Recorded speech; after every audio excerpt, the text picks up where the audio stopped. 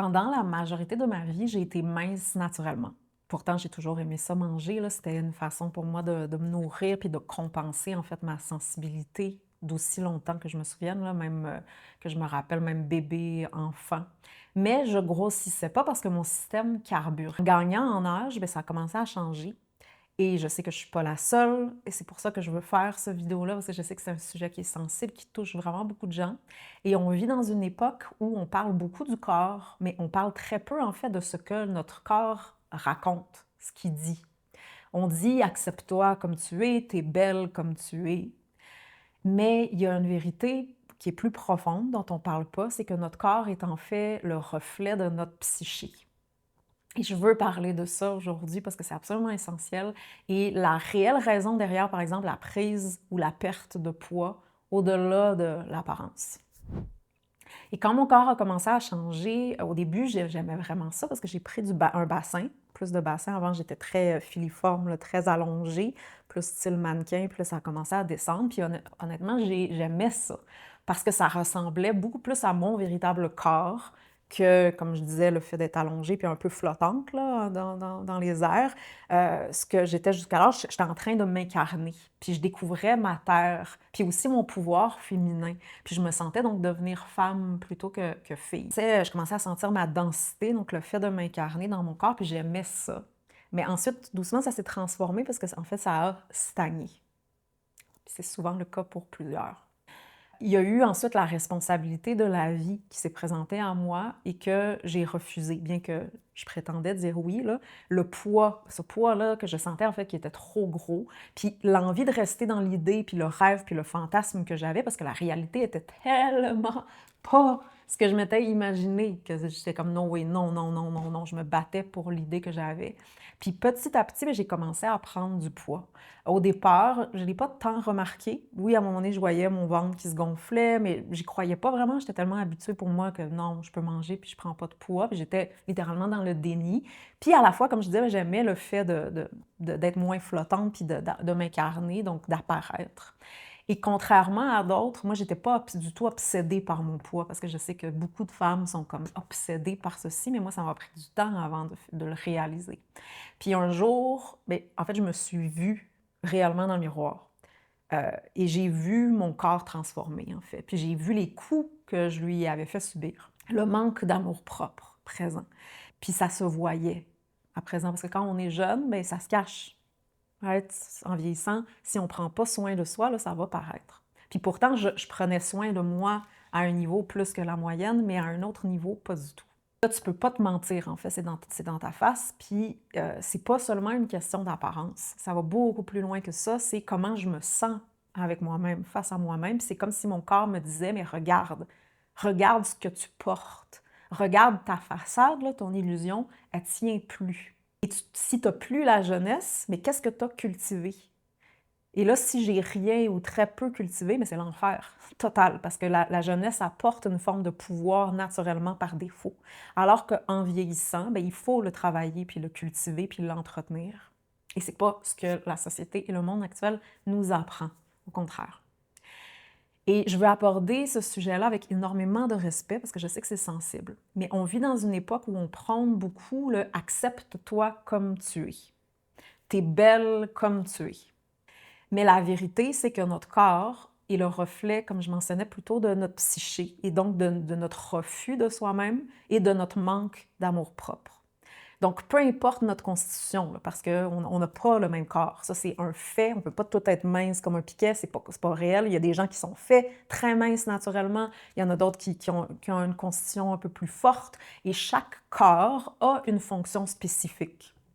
Mais cette constitution-là, peu importe, bien, que l'on porte, est souvent, dans la majorité des cas, débalancée.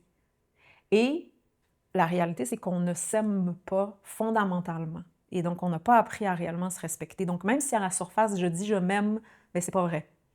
Parce que si je m'aimais réellement, je ne traiterais pas mon corps, ma nature, comme je le traite. Donc, c'est un faux amour-propre, puis une fausse confiance en soi qui est prônée partout sur les médias sociaux. Et on a une relation si souvent conflictuelle, en fait, avec notre corps. Puis notre corps, on n'a pas appris à le connaître, à le rencontrer, à l'habiter. Et notre corps, comme je le mentionne souvent, il provient de la nature. Mais on manque littéralement de respect à cette nature-là qu'on porte constamment. Et en fait, on ne la connaît pas du tout et on n'a pas le contrôle sur la nature, bien qu'on voudrait avoir le contrôle. Elle est plus forte que soi. C'est une force, c'est un pouvoir. Et tant que je n'ai pas appris à la maîtriser puis à la rider, bien, elle peut littéralement nous avaler tout rond. Fait que vu qu'on c'est pour ça qu'on vit dans nos têtes, déconnectés de cette réelle force-là qu'on porte. Et donc, on n'a pas appris à aimer véritablement ce corps-là qu'on a et à comprendre son besoin puis à l'habiter. Donc, on va utiliser notre corps pour des plaisirs éphémères, on va l'ignorer, on va lui demander constamment, on va le pousser, mais on ne connaît pas son intelligence, l'intelligence qu'il porte, parce que le corps est intelligent, sa nature, puis comment respecter la vie en soi. L'autodestruction, là, c'est tellement présent de génération en génération.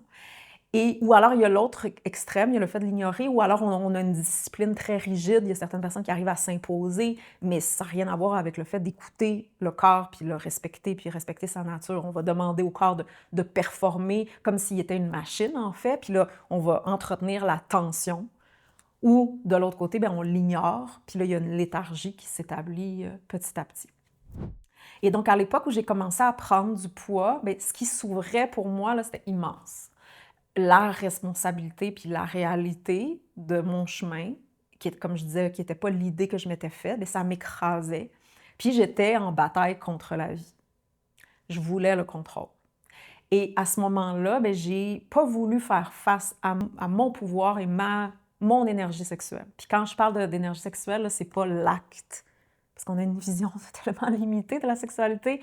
C'est en fait ce que la vie me demandait pour grandir en pouvoir, plutôt que de continuer à prétendre ou projeter une image ou entretenir ce que je connaissais en fait. Et de là, ben, j'ai choisi de prendre la posture que je connaissais, qui était naturelle pour moi, c'est-à-dire la posture de la Big Mama. Plusieurs femmes vont raisonner avec ceci. Cette femme-là, la femme qui devient la mère en fait de tous, la terre, et qui délaisse et se sacrifie donc pour tous, ce qui est faux. On ne va pas rentrer là-dedans. Et donc, il laisse de côté la femme, sa sexualité, son feu. Et ça me donnait un rôle, ça me donnait une utilité. Et j'avais pas vu sur le coup que je me mettais en fait de côté. Et là, ben, le fait de s'occuper de tous, ben, c'est la façon d'utiliser son énergie sexuelle. Mais ça s'accumule. Puis automatiquement, ça vient avec le fait de gagner du poids. Parce qu'on porte sur soi. Et si tu es une femme qui porte tout, qui tient tout, qui absorbe tout, je sais que tu comprends exactement ce que je veux dire.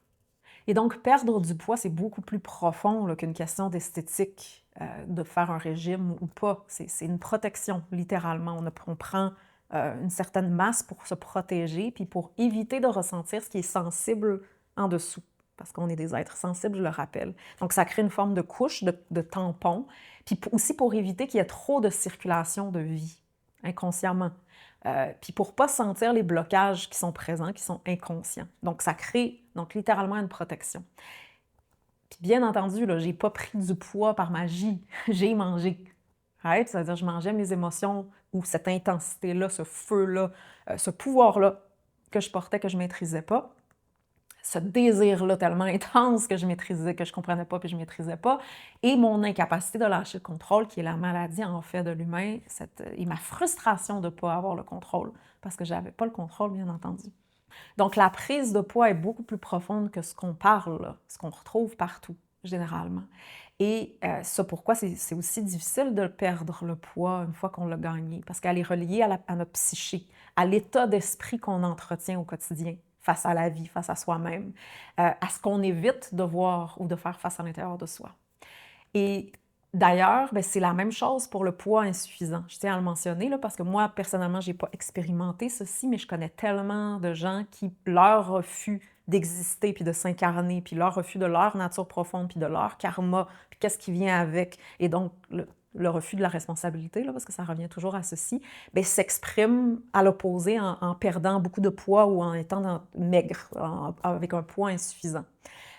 Et donc, ce faisant, bien, en gardant une forme de contrôle. Et donc, on est ici, là, pas dans il faut prendre ou perdre du poids, là. On n'est pas là-dedans, vous comprenez d'où ça vient, selon les normes sociétales.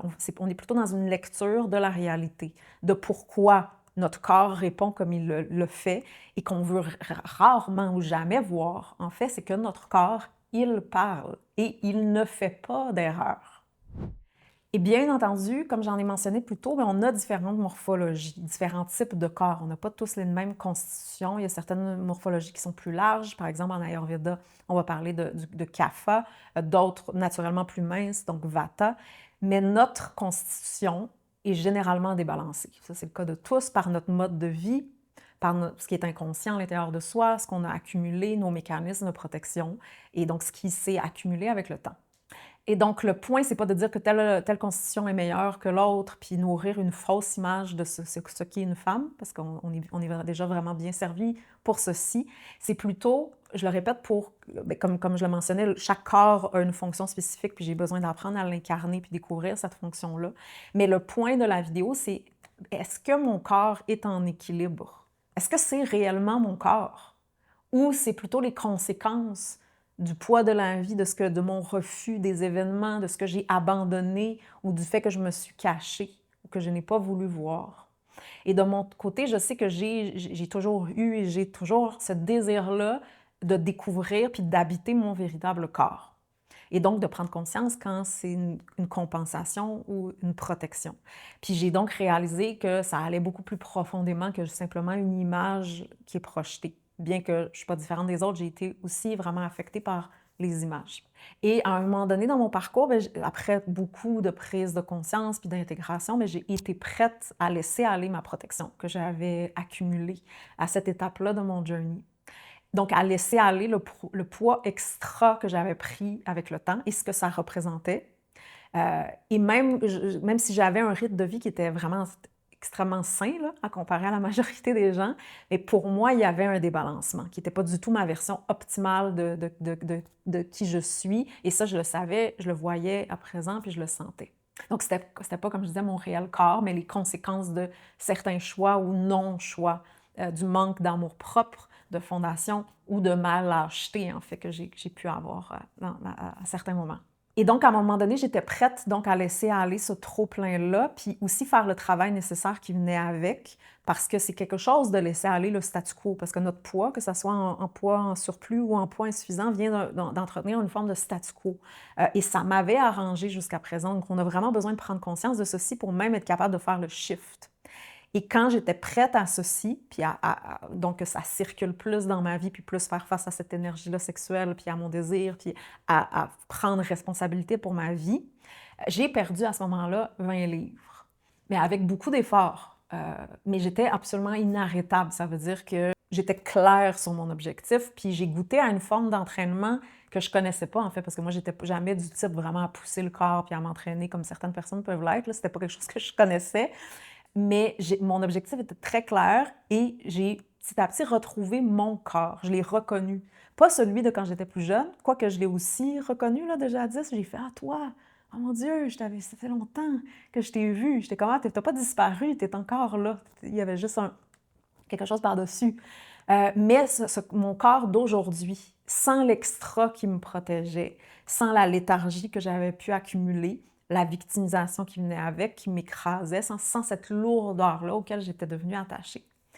Et ça, c'est vraiment important à comprendre, c'est que pour réellement perdre ou prendre du poids, puis le maintenir aussi, parce que ça, c'est autre chose, c'est d'abord et avant tout, j'ai besoin de prendre conscience de l'état d'esprit, de statu quo, qui a besoin d'être adressé, puis pris conscience de pourquoi je me suis même retrouvée là, pourquoi ça m'a arrangé, à quoi ça m'a servi jusqu'à présent, puis est-ce que je suis réellement prête à shifter ça? Parce qu'il y a une raison pourquoi j'avais peur jadis. Est-ce que là, aujourd'hui, je suis prête donc à prendre responsabilité pour ce que ça représente? Et la plupart des gens, on s'entend, là, moi je parle à un niveau très profond, la plupart des gens vont perdre du poids de manière externe, sans faire ce travail-là vraiment profond. Puis aujourd'hui, en plus, on a accès à des solutions dites miracles, entre guillemets, là.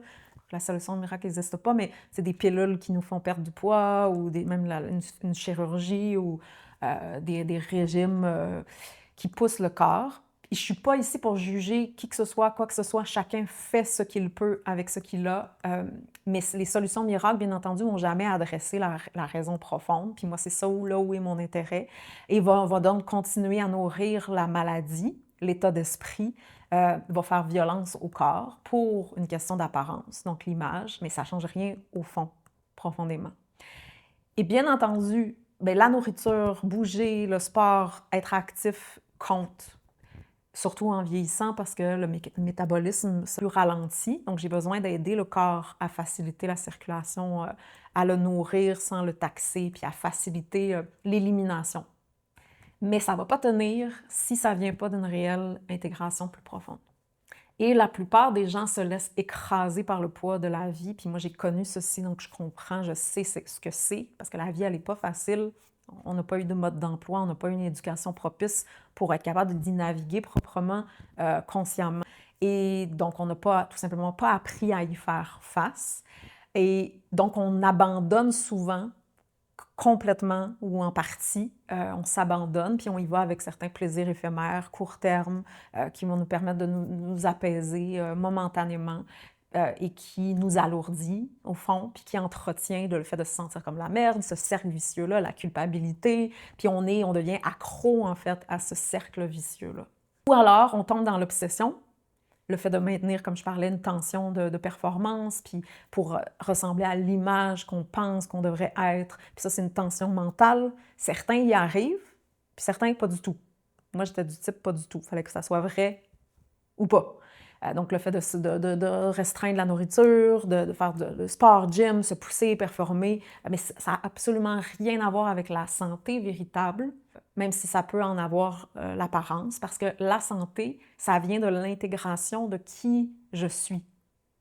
Donc, c'est apprendre à habiter ce corps-là que j'ai, à le respecter, à le comprendre, à lui donner ce dont il a réellement besoin et à respecter ce qu'il contient. À découvrir, par exemple, pourquoi il y a ces protections-là qui ont été développées avec le temps, puis arrêter de se punir, de le punir ou de le fuir. Donc, si cette vidéo-ci a résonné avec toi, premièrement, j'en suis très heureuse parce que c'est un sujet qui a fait partie de mon parcours et c'est une intégration qui est absolument essentielle. C'est un sujet qui est sensible. J'aimerais ça que vous me dites en commentaire, c'est quoi, par exemple, si vous le sentez, c'est quoi ta relation avec ton poids, avec ton corps? Est-ce que ton corps porte justement une histoire, une charge, une protection? Est-ce qu'il y a certains sujets, questions que tu as à propos que tu aimerais que j'adresse? Donc, si oui, n'hésite pas de commenter plus bas. Et si tu souhaites te rencontrer là, intimement, si tu portes ce souhait-là, de changer peu à peu ta relation avec ton corps, avec ton poids, avec toi-même, donc développer une relation finalement avec ton corps, mais c'est ça en fait que sert la pratique de yoga somatique, qui n'est pas un moule externe dans lequel il faut rentrer, parce que c'est souvent ça, quand on a une pratique, c'est comme, OK, il faut que tu te tiennes comme ça, mais c'est plutôt une rencontre, un apprivoisement de tout ce que comprend mon corps, de sa nature, de ses protections. Donc, n'hésite pas à ce moment-là à m'écrire, puis ça va me faire vraiment grand plaisir de t'outiller puis t'y guider.